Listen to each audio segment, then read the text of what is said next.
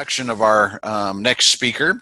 That speaker is Mr. Bill Rishel. Bill and his wife Barb have been married for 53 years. I'm sure for Bill it doesn't seem like that long.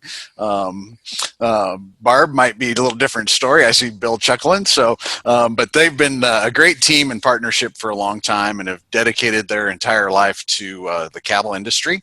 They purchased their first registered Angus female in 1966, the year that they were married. Bill received his undergraduate degree in animal husbandry in 1967 and a master's degree in animal breeding in 1969 from Pennsylvania State University, or Penn State. And in 1975, they moved with their daughters, Jill, Joy, and Judy, and put down roots in North Platte, Nebraska, where they established Rishel Angus. In 1981, Bill purchased the Angus bull AAR New Trend, and in 1986, he was the first bull to enter their structured sire evaluation program to identify carcass merit. In 1990, the bull BR New Design 036 was born and was the foundation sire of all new design cattle in the entire American Angus Association database. In fact, that's how I first knew of Bill Rishel, was through 036, and a great contribution through his breeding and genetics to our business over time. From the early sires and with a concerted effort to identify superior carcass merit, Rishel Angus genetics have had a major influence in the beef industry throughout the United States and several foreign countries, in particular Australia. The program's genetics have been at the forefront of the quality revolution due to the emphasis on carcass merit and consumer satisfaction. In December of 2015, 51 years after the purchase of their first registered Angus female, and after 42 years at North Platte, Bill and Barb started the process of transitioning the operation to Trey and Dana Wasserberger, who operate TD Angus at Rishel Ranch. Rishel Angus was named the 2001 CAB Seedstock Producer Commitment to Excellence Award winner and the 2005 BIF Seedstock Producer of the Year. Bill's industry involvement includes service on numerous boards of directors, including the American Angus Association in the early and mid-90s, Certified Angus Beef was chair in 95-96, Nebraska Cattlemen Research and Education Foundation, the Cattlemen's Beef Board, Nebraska Cattlemen President in 2010. Bill was named the 2008 Distinguished Alumnus of the Department of Animal Science at Penn State University, the 2015 honoree of the University of Nebraska, and in 2016 received the BIF Pioneer Award. So with that, Bill, we're just tickled pink that you've joined us today. And I've had the privilege of working with you a little bit here and have a good view of what's in your talk. And I'm really excited for you to share this with our audience today, and look forward to your comments. Well, thank you very much, Dr. Bob. And thanks to... No, but you don't have a... Hello? Yeah, go ahead, Bill. Yeah. Thanks very much, Dr. Bob. And I also want to say thank you to Dr. Parrish, too, and stay safe. Welcome, everyone, to this Young Producer Symposium. And before I go any further, I want to extend a special thank you to all of these sponsors who, under this situation, have stepped to the plate and once again support our industry. And we all appreciate that very, very much. I really want to start and express my gratitude to BIF leadership for inviting me to participate in this Young Producer Symposium. This is working with young producers at my stage in life has been a pretty big deal to me. I really enjoy it, and I hope that I can bring something to the table. I think I feel a commitment because of all those individuals that helped me along in my early days in this business in such a big way. And I still look back on that with great respect. And I want to say thank you to all of you for tuning in today on this unique conference. BIF has always been a driving force in how we measure and analyze and benchmark genetic progress in the beef industry. And your participation in these meetings tells me that you are serious about being a part of that progress. That brings me to the title of my task for today, and that is, what will the purebred industry or cattle industry look like in 20 years? Perhaps a more important question is, what will our beef industry look like in 20 years? And will we have a viable beef industry? Now, I don't mean to sound harsh here, but I really think this is a very legitimate question. And I firmly believe that we will have a beef industry, but I also believe that we're going to have to be willing to adjust and change. And I think that that future is in our hands, and particularly the generation of young producers that are out there in our industry and listening today. We only need to look at the sheep industry in the United States and recognize that lamb is not represented in today's meat case like it was a number of years ago. The purebred beef industry has no reason to exist without a viable commercial beef industry, even though we have done some things over the years that might bring into question whether we had strayed a bit from that principle on occasions. With that in mind, I want to take a different approach to the question. My goal today is not to leave you with a list of predictions, but perhaps stimulate a new way of thinking about the future by taking an in-depth look at what I like to call the great paradigm shifts in our industry over the past 50 years. These changes created opportunity for genetic progress, production efficiencies, and profitability. And that certainly improved our industry and got us to where we are today. Bear with me here a little bit. I see that I've got to get this screen to advance. It may take me a little effort to switch around here to get this done.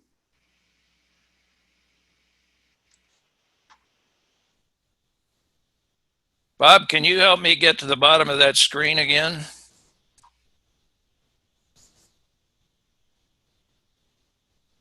There we go. So when I talked about the term paradigm shift, I wanted to define that for you. I'm sure most of you are aware of it. I don't know that you'd ever thought about our industry in that regard. But the term paradigm shift is defined as an important change that happens when the usual way of thinking about or doing something is replaced by a new and different way. You'll note that I put in there the word important in capital letters. And that's certainly what I think these paradigm shifts that I'm going to talk about are key to improving our industry.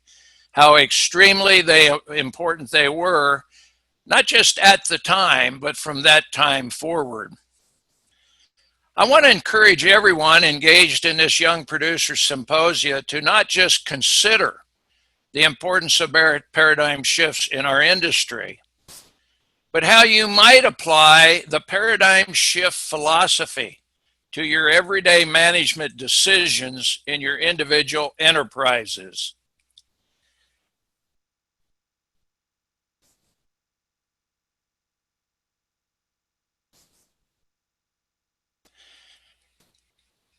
The Greek philosopher Heraclitus is credited with the quote, "Change is the only constant in life."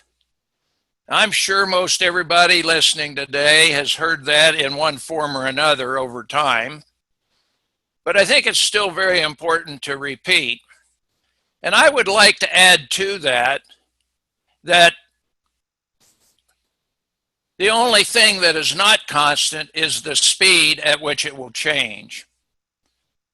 If there's one thing that you take with you from this conference, I hope it would be the message to embrace change, no matter how difficult, when there is obvious economic merit and long-term sustainability involved.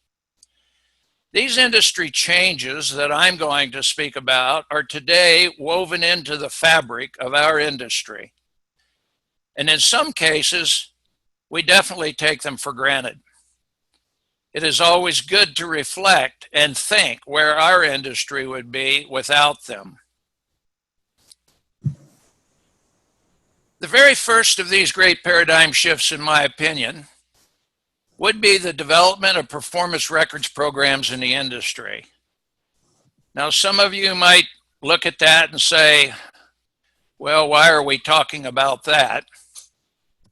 And I get that, unless you are old enough to have lived through some of the things that perhaps others on this conference will have lived through, and certainly I did some of them.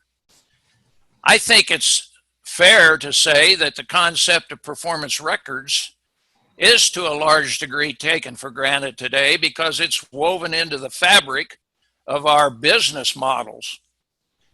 The legitimate question I mentioned earlier is how viable would our industry be today if a consortium of visionary breeders and educators had not embarked on this journey many years ago. I would guess that there are quite a few participants in this conference that were not born, or at least quite young, or were quite young when some of these changes started to take shape. I've pulled some information from a piece that was written. It's called A History of the Virginia Beef Cattle Improvement Association. It was written by Dr. Arthur Ike Eller, Virginia Tech Animal Scientist Emeritus. I'm going to throw another slide up here right away, or a part on this slide while we're talking about performance records, because this is a very interesting piece. This is a great read. In addition to being a history of the Virginia BCIA, Beef Cattle Improvement Association, it is also an accounting of many of the earlier performance efforts, and it's an incredible recognition of some of the foremost pioneers of our industry. So I'm going to leave that up for a while, and those of you that may not have read it would like to, and I'd encourage that, are able to write that down and look it up later on. So Dr. Eller states that the production records got their start in the dairy industry in the late 19th century and early 20th century, with the first dairy cow testing program in Michigan in 1905. He also points out that dairy herd improvement associations were started in 1927. He wrote that the first bull gain test was conducted in Texas in 1941. And early research work led to developing cattle production records program at the USDA research station in Miles City, Montana by 1936. There were numerous individuals and entities that had a desire to initiate the use of performance records. But the state of Virginia was the very first state to establish a State Beef Cattle Improvement Association, or BCIA, in 1955. At the core of this movement, to paraphrase Dr. Eller, was the idea of measuring growth, as in pounds, which was heritable in cattle and had economic value. As a side note to the establishment of the Virginia BCIA program, Dr. Eller did cite one major problem. For those that may not be familiar with this era in our history, what do you think that problem may have been? If we were meeting together in one room today, I would ask for some audience participation at this point and see who might come up with this answer. I believe that the answer magnifies how radical this movement was at that point in time in our business. It was the fact that the effort of gathering weights, second nature to so many of us today in our operations, required having a scale, and there were very few of them to be found anywhere on purebred operations in the country. Early on, a few portable scales were manufactured and made available to producers by the BCIA program and the Extension Service. I can tell you that I remember as a kid in 4-H when our family paid a small fee to rent a portable scale from the County Extension Service to gather weights on our calves. This should certainly add some perspective to what an extreme shift performance records were for our industry. This movement led to in-herd records, bull test performance evaluation centers, breed association databases, and eventually the formation of the Beef Improvement Federation. The organizational meeting for BIF took place in Denver, Colorado in 1968. I think it is so appropriate to start our journey through these great paradigm shifts with the development of performance record systems, and particularly because of a quote by Peter Drucker, considered by many as the greatest management thinker all time. Peter Drucker said, "If you can't measure it, you can't improve it." Now, I know most of you have probably heard this in one form or another over the years. It's been brought up lots during BIF meetings and just general beef cattle production meetings over time. This principle would be important to keep in mind as we think about our industry 20 years into the future. But there's a second quote by Peter Drucker that I also want to pull up here. And that quote goes like this: "Management is doing things right. Leadership is doing the right things." As I mentioned, I think you quickly get the value of the first quote and have probably heard it many times over. But if you have not heard the second quote, I would like for you to let that sink in for a bit and realize how powerful that statement really is. When you look at the first part of that statement, management is doing things right, I think most of us in this conference today constantly try to achieve this and do this every day in our business. When it comes to leadership is doing the right things, I don't know that we as a purebred industry or a beef cattle industry as a whole have thought about what that leadership is and what different environments it shows up and how important it will be to the long-term sustainability of our industry going forward. I actually think that this quote may have greater implications for the sustainability of our industry 20 years from today. The second slide that I have up here for the great paradigm shifts, and you might even consider this one a little interesting as to why I would consider artificial insemination one of these great paradigm shifts. If you were born into this industry when AI was an everyday management tool, you might think I'm a bit off base here, but I would ask that you hear me out on this one. Artificial insemination in cattle has been around for many years, but the great economic impact of AI for genetic improvement began in the dairy herds roughly in the 1930s, the beef industry around the 1950s. Some of you may not know that until the early 1970s, artificial insemination in some purebred breed associations was restricted to just the breeders that own an interest in the bull. As you can imagine, these restrictions slowed down the advancement of genetic progress in the purebred beef industry, and they did the same in the commercial industry as well. The bull studs did buy some beef bulls and made semen available to the commercial beef industry, just like they did for the dairy industry. But their income from beef semen sales in those days was a very, very minor part of their bottom line. When artificial insemination finally opened, and I'm including estrus synchronization and embryo transfer technology in this great paradigm shift, we witnessed a greater opportunity for genetic improvement that also impacted the long-term sustainability of our industry.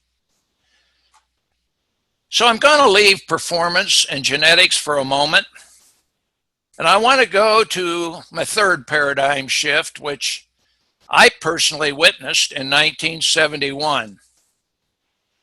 It had to do with the packing industry dramatically transformed its way of fabricating our product.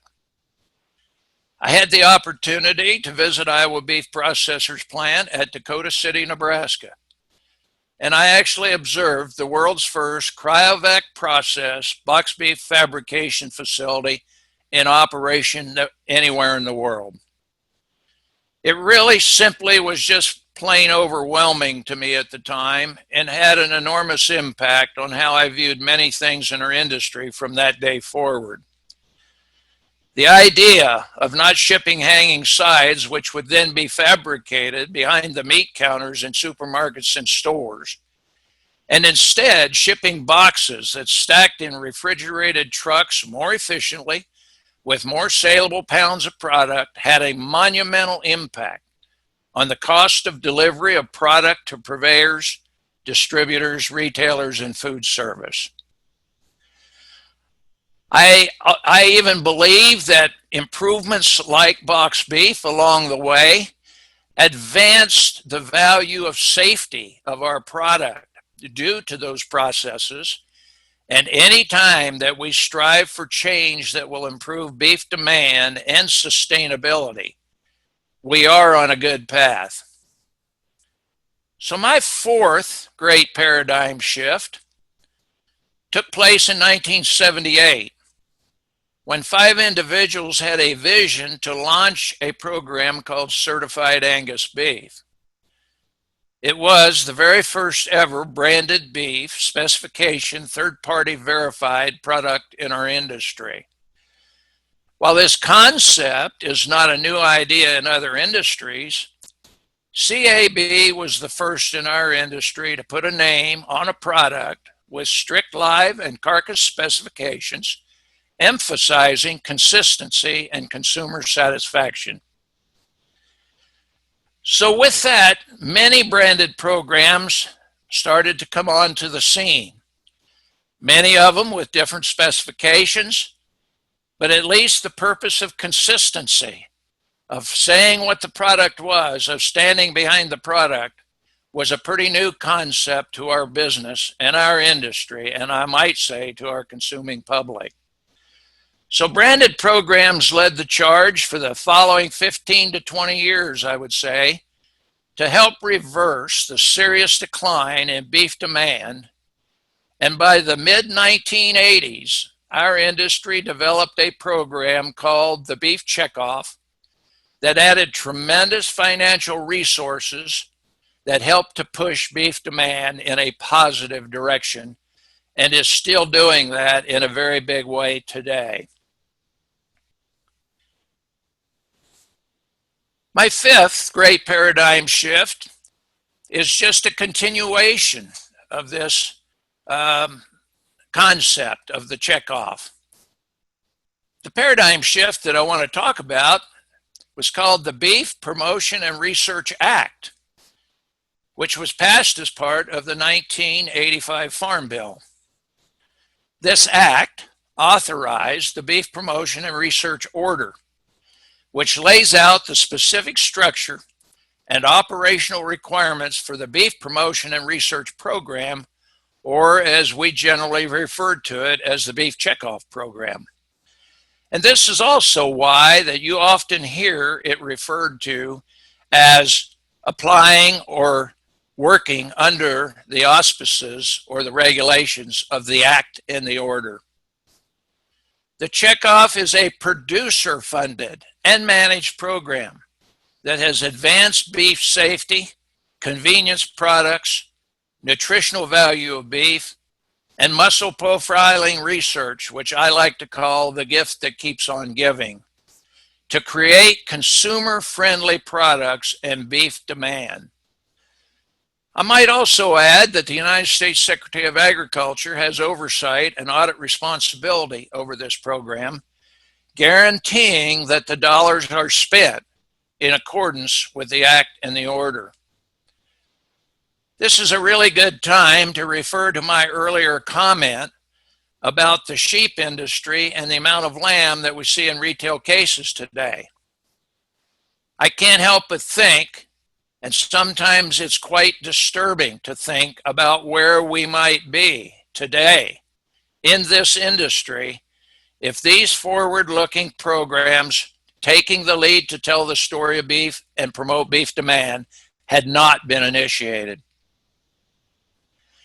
So going back into the realm of performance, my sixth paradigm shift is an advanced extension of the early days of performance records. This one, I think, deserves its very own place in history of beef cattle genetic evaluation. It's the creation of expected progeny differences, or EPDs. The very first EPDs in the breed that I am familiar with were made available in the breed that I work with in 1988. We had some things like estimated breeding values prior to that, but EPDs represented one of the more advanced genetic tools in our industry. They gave us the ability to remove environmental differences and compare individuals based on their true genetic variants. It was such a deal that we still maintain our contemporary groupings. It's a very important part of what we do in gathering performance records. But the methodology behind EPDs, which allowed us to eliminate environmental differences, compare these cattle based on their true genetic variants, and be able to rank those sires or cows or young non-parent cattle in a very creditable way. So once again, the common denominator was enhancing genetic improvement and productivity by being able to compare and rank these animals accurately across populations. In 1969, I had the privilege of completing a Master of Science degree under the guidance of Dr. Lowell Wilson at Penn State University.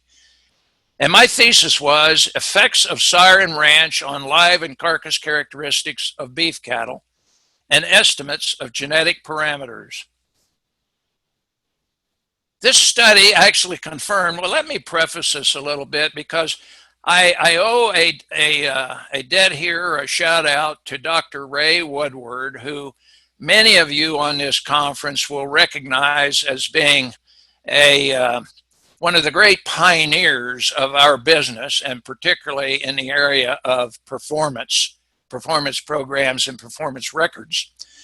The data that I used for this thesis was data that was collected by Dr. Woodward in a very massive project for that point in time, where the like sires were used on various operations and ranches in many different environmental locations throughout Montana, Dakotas, and part of Canada. And that information was cross-referenced by the fact that these sires, like sires, were duplicated and used against one another in these different environments. Analyzing that data and removing the impact of environmental influence confirmed that the ranking of sires for the performance traits that were analyzed was consistent when those many variations of environment and ranch influence were removed. The fascinating part of all that was that the phenotypic traits, as in weights, that were analyzed in this data and in this project varied greatly from ranch to ranch and environment to environment. And yet when that environment influence was removed and ranch influence went away, the ranking of sires was extraordinarily consistent. I'm going to throw in ultrasound technology in with EPDs. While it did provide for more rapid gathering of larger amounts of carcass data than structured sire evaluation, ultrasound would have been very limited in its value if not for the methodology of EPDs, which more accurately ranked animals across the population for carcass merit. So my seventh and final paradigm shift was the identification and introduction of genomic markers for traits of economic merit in our beef cattle populations. Thus the term we're all familiar with today, genomic enhanced EPDs. I believe that the speed of development and adaptation of genomics in our industry as a tool for genetic improvement was unprecedented in my lifetime in this business. I also believe that we have just begun to scratch the surface of the many ways that we will use genomic information to improve beef cattle production as we proceed into the next 20 years of our industry. I will address genomics to a greater extent a bit later in my presentation. For right now, it's my hope that you enjoyed this trip through 50, 60 years of history and what I believe were some of the most dynamic changes that greatly impacted the way we conduct our business today. Perhaps many of you would have an additional thought or so about an impactful change that you would add to the list. And as I previously stated, I did not want to approach my appointed task for today by making a list of exotic predictions of what the purebred industry would look like in 20 years. In addition, as previously stated, I want everyone to think about the future of the purebred industry as an integral part of the beef cattle industry in its entirety. With that said, I hope this history will stimulate our thinking to understand what has driven some of these great paradigm shifts in the past, and perhaps apply some of that thinking to our business and industry as we charge forward for the next 2 decades. I think you would agree with me that central to these dynamic changes is the desire to improve genetics and increase generational genetic improvement. And I think everyone would agree that we operate in an industry where generational turnover is a pretty big handicap. Increased efficiencies in delivering our products safely and economically to global consumers. Branding our product and delivering a great eating experience. Promoting the virtues of our product and industry and being a part of the first line of defense against those who want to put us out of business. With this background, I am going to ask you to join me in thinking what our future in this industry could look like in 20 years. Industry folks just like you that have taken part in BIF through the years have always had inquisitive minds, in my opinion, and a desire to improve their enterprises. So with that, I'm going to put the next slide up here. And I put this slide up in its entirety because of the importance that I believe it has going forward.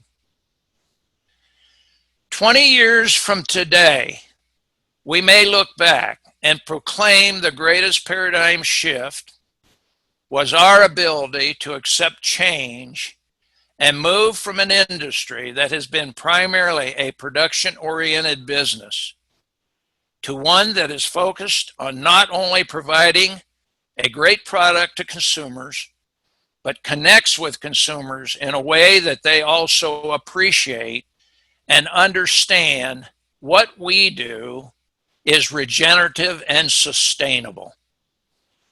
I think going forward, we all need to expand our participation in how we make our industry more sustainable so we can maintain its viability and provide a solid financial foundation by which our enterprises can be successfully transitioned to the next generation. Before I take this leap into the future, I do want to raise one concern for caution. You will recall a statement I made about early artificial insemination being restrictive in some purebred breeds of cattle, and how that was a detriment to genetic progress and participation. I believe it is mission critical for those who want to be in the family purebred cattle enterprise 20 years from today that you get involved with your land-grant institutions and the Agricultural Research Service of the United States Department of Agriculture.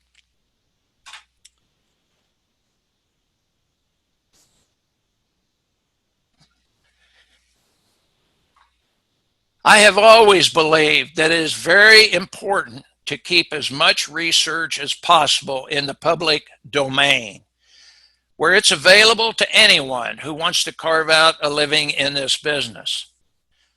Let me repeat an earlier statement.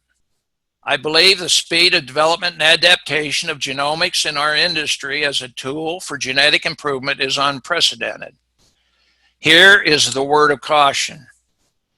I see where genomics could be a double-edged sword.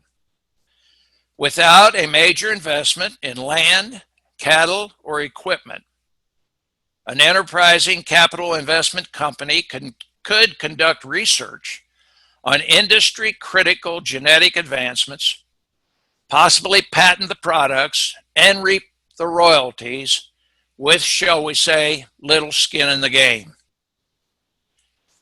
We do buy products and services today from many companies that operate on a similar model. And I'll use pharmaceuticals just as an example. But those products are not the core value of our business in the purebred cattle industry or the seed stock industry. And those companies do compete for our business in that arena. So I want to point out what I believe is the core value of our business. And I think the core value of the purebred cattle industry is the design of genetics for beef cattle improvement. And if we lose the ability to compete on a level playing field, we may become a cooperator or a genetic multiplier between the germplasm supplier and the commercial beef industry. It is also possible with genomics that the commercial beef producers may take a run at developing their own source of seed stock with their own criteria and raised on the same ranch for the advantage of adaptation in the same environment. For me, that is fair game, and I am willing to compete with that scenario any day of the week. So now let's get back to where I left off earlier with genomics. I have no doubt that genomics is destined to play a much larger role.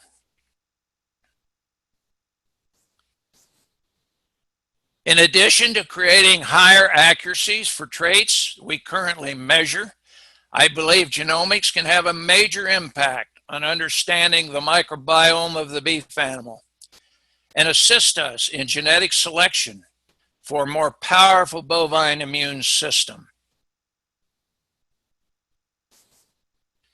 Scientists have already identified unique differences in the rumen microflora of these bovine critters, and,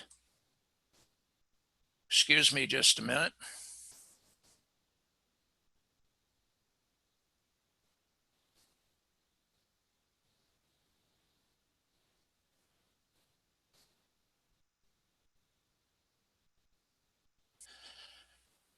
Scientists have already identified unique differences in the rumen microflora of cattle, and to what potential benefits these studies might lead to, time will tell. This is especially more important as our industry is facing the challenge of losing vital antibiotic protocols and perhaps figuring out how we might address issues like liver abscesses. While we're on the subject of genomics, I believe we are in the very early stages of what I would call specification feeder cattle with a genomic predictive blueprint. I actually believe some feedlots would definitely consider higher price evaluations for certain genomic profiles in feeder cattle for health, feedlot performance, and carcass merit.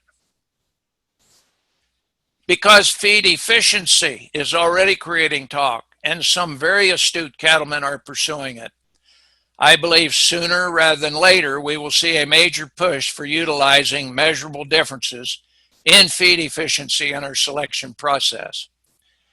When you look at the cost of production and a sustainable high-quality grain-fed beef industry, feed efficiencies among optimal performing animals is one of the things we should and will capture. It is also possible that feed efficiency at the cow herd level could have a major impact on cow production costs. It would be a tremendous win for our industry if we could determine that feedlot efficiency and range cow efficiency are consistently highly correlated and measurable. I believe it's essential also, and this is where we start to really branch out into, I think, something that's going to be incredibly important in the next 20 years in this industry. But I think it's absolutely essential that we deliver the message of the upcycling value of cattle to the environment and society. The fact that cattle harvest roughage on land that's too fragile to be tilled and therefore not capable of producing edible grains due to limited rainfall and topography, and they still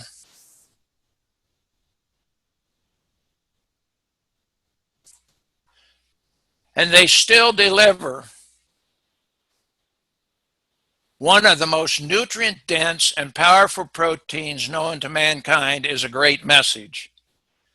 While doing this, there is a tremendous amount of carbon sequestration taking place, and we must document the sustainability and the value of this process.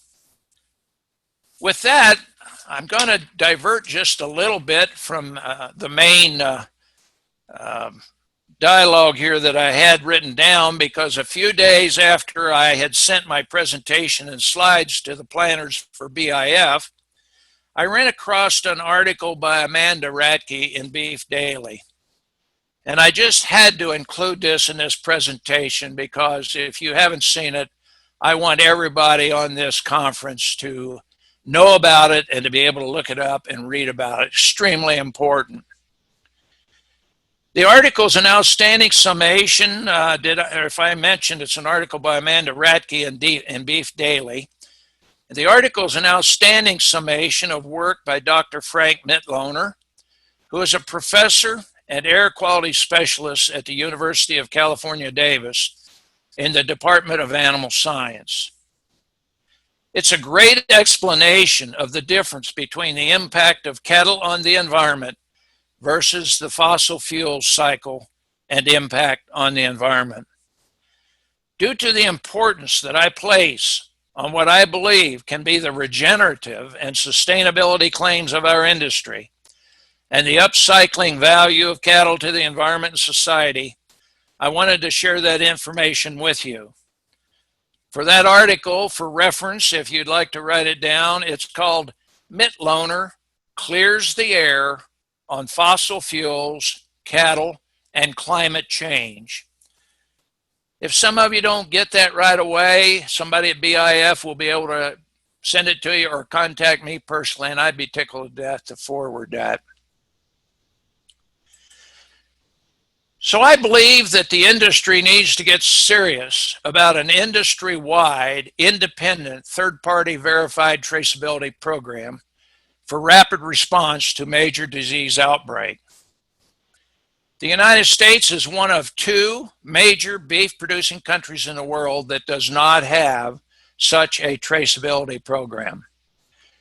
We enjoy the position of being the elite source of very high-quality beef for the global beef marketplace. And there is no doubt that maintaining or increasing the size of our beef herd and market share will rely heavily on increased expansion of our export markets. A major disease outbreak could absolutely be devastating to our export markets. And not only that, it could do the same right here at home. And furthermore, it could have a very negative impact on the financial health of our industry without a doubt. So my last and probably most important comment that is what we have. Let me see if I can get that down here for you. My last, probably most important comment is what we have as a purebred industry should do more than we have historically done in being involved with diversified industry groups, make a greater effort to connect directly with consumers, particularly in the United States, to tell the amazing story of what we do and how we care. We need to support the systems in place that do this. Recent events have showed us that some segments of our industry are willing to dip their toes in the waters of alternative proteins.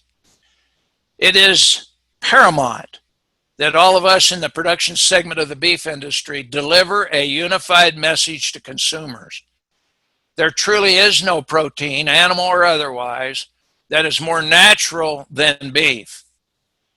In addition, I want to inform you of a work already being done with a program called the U.S. Beef Industry Life Cycle Assessment. This effort was started in 2013 as a major gathering of scientific, financial, and environmental data to benchmark the entire supply chain from grass to plate. The study takes into account many things, but some of which are greenhouse gas emissions, water use, fossil fuel use, et cetera, et cetera.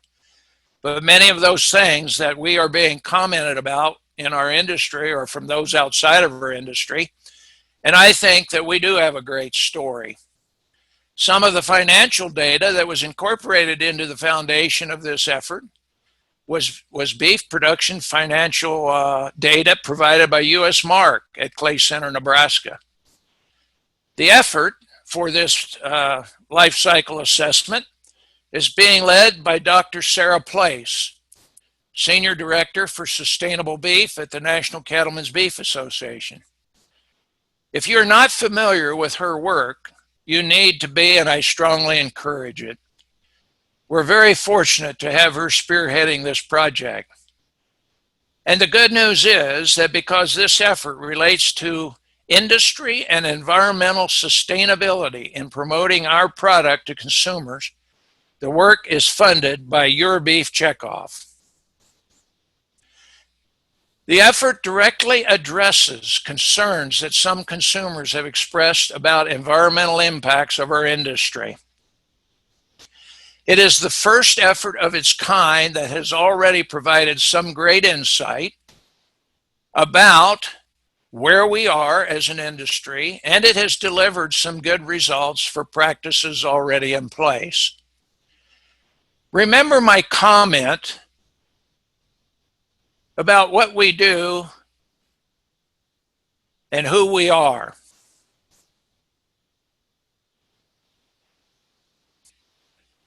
I think that, just remember, yes, many of our consumers, even the ones that really love beef, want to know that we are doing the right things for the environment and sustainability of our natural resources.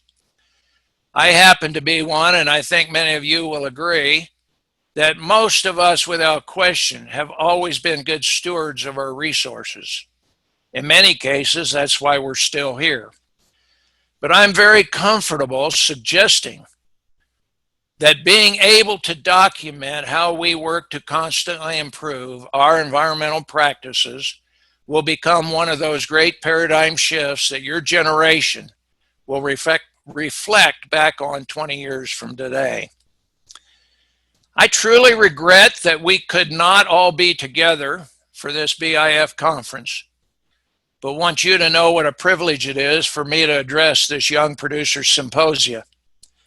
It is my hope that this presentation might stimulate some new thoughts and different perspectives as you go forward with your operations into the next 20 years of this industry. So I would just like to say that while we have great challenges ahead, I think they can be conquered, and I think the future is in your hands. And I thank you very much for your attendance on this conference. And if we have time, I would entertain any questions that you might have.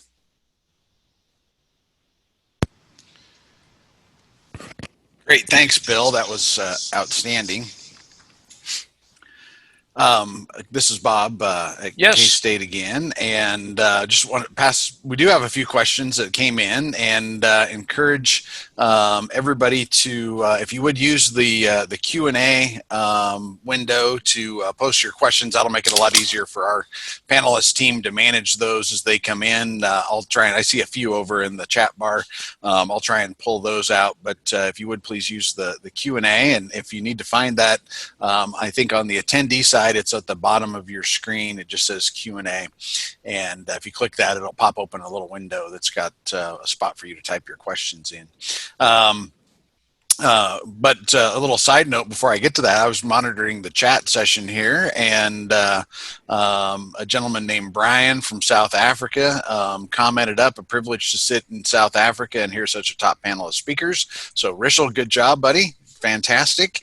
And one of the things that I think was a great opportunity for BIF this year in light of the COVID pandemic was the opportunity to make this available around the planet via Zoom. So thanks for those international guests that have joined us. We appreciate that a bunch.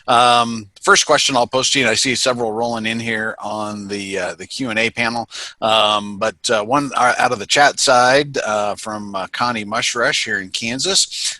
Connie asks, what will the role be for breed associations in the future, and what do they need to do to be relevant? Well, obviously, some of the things that breed associations have been doing will remain as part of that. But looking ahead, I think it's absolutely essential that all breed associations, and I think some are doing more of this, but get their memberships, their leaders, and those people involved, not just in the performance record side with like Beef Improvement Federation, because I think the new paradigm is communicating with consumers directly.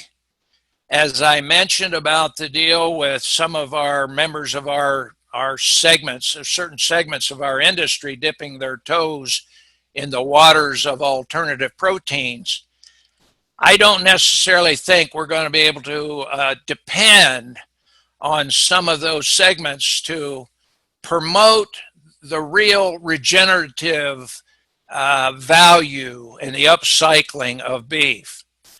They'll promote the great product.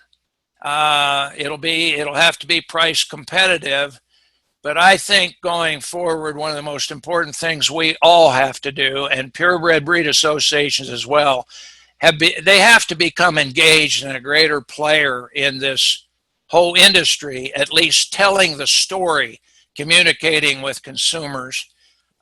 They do a very, very good job of telling the story, writing documentaries, what have you, about people within our industry. But the future is going to depend on us communicating with our consumers. Yeah, great perspective there, Bill. Another question from Sophie. What do you think the definition of purebred or purebred will be 20 years from now, and will it change? That's a good question. I think there certainly is value in purebred breeds, and I expect some of that value just because with genomics, I think it has changed a little bit. Not too many years ago, I may have had a different answer, and I may have questioned just how viable the purebred industry would be. But I think genomics is a player in this, and I think it can help us create sustainable breeds with greater homozygosity that could be used out in the population with great merit. Now, does that mean that we will still have a major crossbreeding industry? I think that that'll become much more specific than it has been as well. And I would suggest that in the past, to some degree, some crossbreeding operations were an excuse for mediocrity. Because of hybrid vigor, it actually allowed the industry to make, it allowed producers to make quite a bit of progress, create a lot of pounds, and certainly be viable as an operation or an enterprise. And yet, they did that sometimes with a cow herd that was not nearly as powerful as it could have been, or contribute as much to the offspring as they could have. So it was somewhat of a relying on the heterosis effect. But I think going forward, and there are people much more qualified probably to answer this than me, but I think going forward, we will see a much improved commercial crossbred system. I think there'll be a lot more effort placed on the genomic input. If you'll recall the statement I made about the blueprint of genomics in feeder cattle, and I honestly can see that happening sooner rather than later. And so I think purebred breeds will still have a place. And just as in the crossbreeding and commercial industry, every one of them is going to have to be held to a higher standard and done at a higher level. I hope that answered that question. Yeah, good, Bill. Next one here. Do you think direct marketing to consumers for beef from the producer to table is the future? I think that's really a great question, because I do. And I will tell you that there are examples that I know of with some very young folks, college students, graduates, just recent, that have started their own meat business from their cow-calf program at home. And having a great deal of success. I think consumers will buy into this. And I think it's part of what I talked about, the bigger picture of all of us at every level as producers, trying to have that greater relationship with that consumer and telling our entire story, who we are and what we do. And I think several times through my presentation, touched on that, because I think it's imperative for the sustainability of our industry 2 decades from now, that we have that communication level, and having a product direct from producers to the consumer is about as good as it gets. How large that will become in the industry, I don't know, but I can see success coming from that, where it would create enough demand that it might even develop some more moderate-sized packing facilities that would demand enough beef that it might be more than the individuals who start it could actually supply. But I think it's, again, important that producers that think they want to do this, you've got to get involved with your legislators, and you've got to get involved so that we can get some state inspections and not just always require federal inspection for some of these products to cross state lines or whatever the regulations are. I think beef safety in this day and age can be managed quite well and can be handled, but we just have to have the design of the project to do it.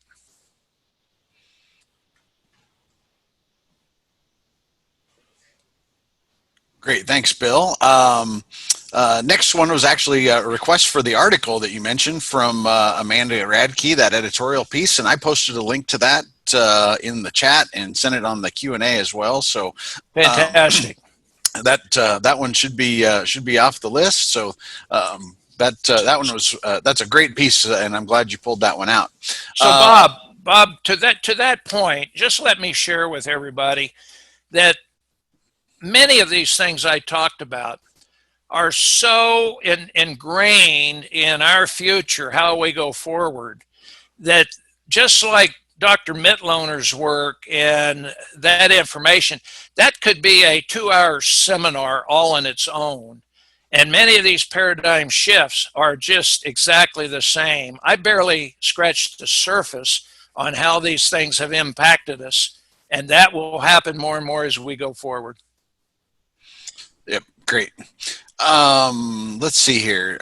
We got lots of questions here, so we'll try and pick out a few of them in the interest of time.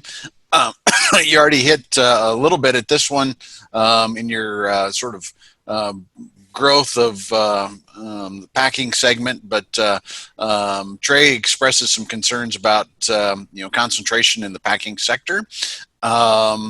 And is seeking some advice as how is a young producer able to interface and help fix that challenge as we look at the sort of consolidation at the far end of our processing chain. Well, I could really get into a very long discussion here, and there's many things that are taking place. I'm sure that everybody's paid attention to the recent news. And some of this concentration, where 4-packers have 80% of the business, they're going to take a look at it. There's so many other things involved here. I think one of the biggest concerns that I have actually is how we interact with the banking community and the amount of money it takes to invest and operate in our business today and be successful at that level. So we have that issue as well. And we need to address that issue and how young people can get started. A lot of the continuation in our operations today is family passed on from generation to generation. I'm not saying it can't be done. My wife and I started with absolutely nothing. It was a different time and a different place. But even the cattle we sold didn't bring near what they do today. So we were able to scratch that out over time and trying to do a lot of the right things. So there's not one answer to this. It's not just concentration. What I believe is that I would love to see a system where we're not worried about the actual live cattle price discovery. I would love to see a system that was based on some percentage, whatever that is, of the value of that product at the box or retail level. I think it's possible. And what I'm saying is I'd like to see all cattle priced on an individual carcass value, that we get reimbursed for the good work we do. Our cow-calf and feedlot production sectors of this industry actually put a lot of value into a lot of these cattle. And by value, I'm talking about quality grade, yield grade, carcass weight, and the combination that actually determines what this price is. And in many cases, we don't get what I would call compensated for a fair share of what we do to improve the industry. And I don't necessarily believe that just trying to go to a more of a live price determination, which is actually taken us right back into what everybody wants to call a commodity market, when we have proved now that we have tremendous programs of value added that people can take some risk reward with and participate in that. And I know full well that many of these cattle can vary several $100s in carcass value.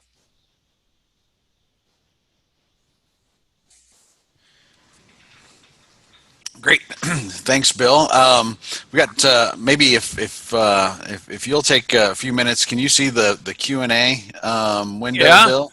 Yeah. We'll air one more, and then if you've got a minute as we kind of progress through the program, maybe type in answers to a few of those. That'll get we had a great set of questions come through.